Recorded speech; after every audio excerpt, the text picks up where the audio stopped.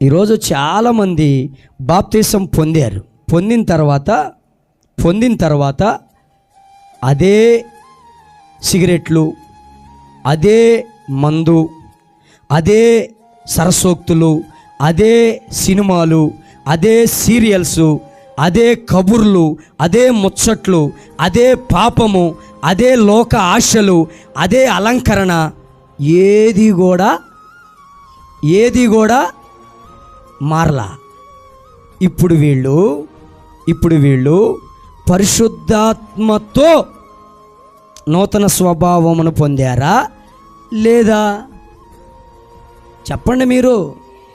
అంటే పరిశుద్ధాత్మ దేవుని యొక్క శక్తి ఒక మనిషిలో ఉంటే వాడేమవుతాడు?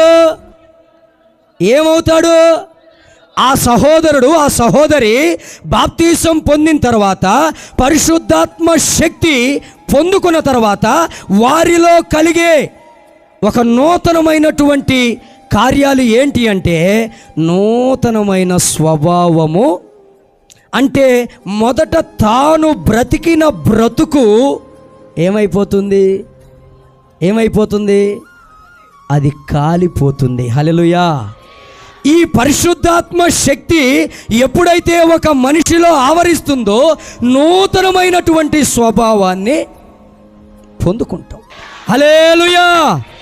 పరిశుద్ధాత్మ శక్తి ద్వారా ప్రతి విశ్వాసి, ప్రతి క్రైస్తవుడు వాక్యము చెప్పుతుండగా ఈ ఆత్మ ఏం చేస్తుందంటే నువ్వేమేం పొరపాట్లు చేస్తున్నావో, నువ్వు దేవునికి వ్యతిరేకంగా ఏం పనులు చేస్తున్నావో, వాక్యానికి వ్యతిరేకంగా ఎలా బ్రతుకుతున్నావో, సంఘములు ఎలా ఉంటున్నావో, బయట ఎలాగుంటున్నావో నిన్నేం చేస్తున్నాడు? లోపలుండే ఎందుకు ఒప్పింపజేస్తున్నాడంటే నిన్ను నూతన పరచడానికి. కొట్టగట్టిగా చప్పట్లు కూడా దేవునికి స్తోత్రం చెప్పు. నీవు నూతనమైన స్వభావమును పరిశుద్ధాత్మ శక్తి ద్వారానే.